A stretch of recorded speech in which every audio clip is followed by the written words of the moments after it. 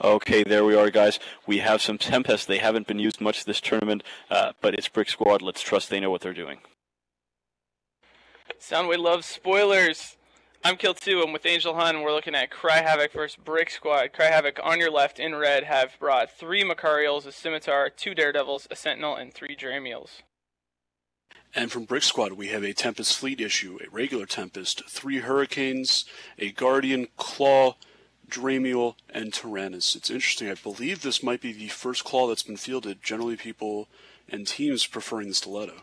I'll have to check with ISD on that fact. This looks really cool. Totally different setups in a way. Both Minmatar, both obviously going to have a lot of autocannons, a lot of damage, and a lot of speed, but Macarial's on the left, shield tanked, going to want to kind of abuse range and stay a little further from the fight most likely, whereas the BricK squad team, all armor tanked, they're going to be more comfortable taking damage, even though both teams can handle a fair bit. So we're underway now. Ranges were around normal, 40 or 50k.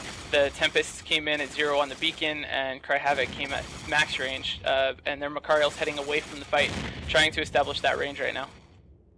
All things being equal, and just judging purely by the setups, I believe that Havoc has a stronger setup at this point.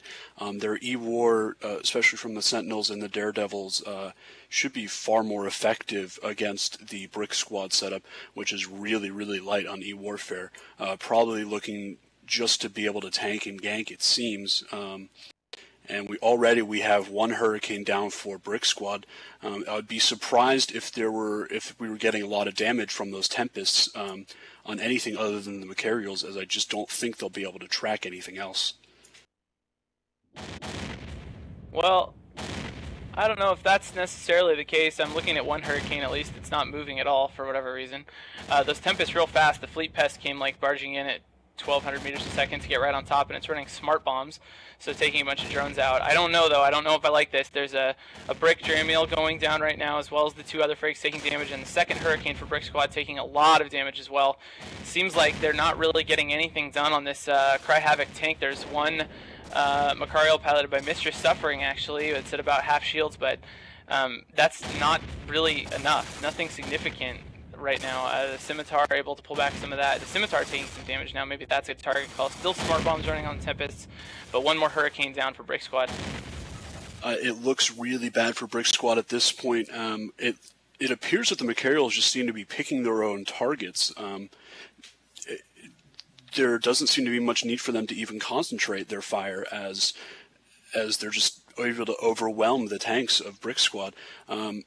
It looks, however, that the Havoc Scimitar is about to go down. We're seeing a lot of damage incoming on it from the Tempest and the remaining Hurricane. It looks like at this point BricK squad will not be able to outlast the shield tanks and high damage plus range of the Havoc team. Certainly seem to be much stronger than the close range armor tanks of BricK squad.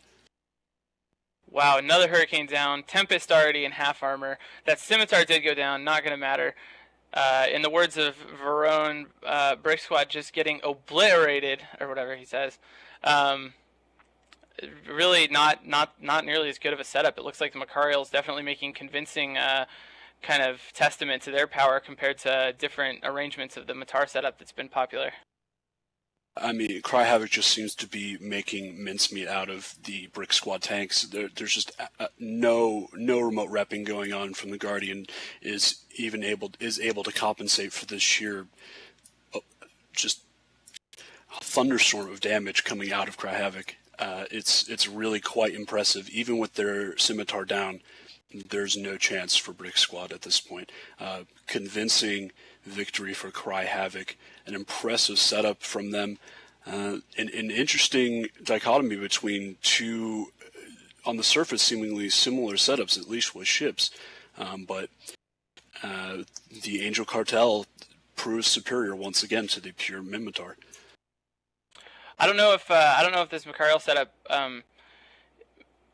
is perfect, but I really like all the Frigg support. We had a conversation earlier as experts, as commentators, about kind of how viable battleships are, and we are talking about how often they're unsupported, and that's a problem. And I like this setup because having all these support ships does so much for you. I mean, it's a lot of damage for one, but that's not necessarily the most important thing in this fight. Supplying a lot of E-War, it also took out the tacklers for the other team, while the Macarials went to work on the more heavy Hurricanes, and that kind of stuff makes a really big difference. So I really like this composition, having all those Frigs using all 10 of your ship slots, but still having your battleships there, you know, in the form of a lot of damage and a lot of tank. And there goes that Guardian. So awesome job, Cry Havoc. They're headed to next weekend, and actually the BricK squad probably not. So we'll go back to Soundwave. Thanks, guys. That was an excellent fight, and you're absolutely right. I think the cutoff last year, I think I said it was 30. That might be wrong. CCP Mindstar has told me that it was, in fact, around 10 points, which means that you don't have to destroy many ships, but still more than BricK squad did. So BricK squad could possibly be out of the tournament. One team that's not out of the tournament is Cry Havoc. Fantastic performance. Our next fight is at 1940 Eve. It is Dark Side versus Razor Alliance. We'll be back.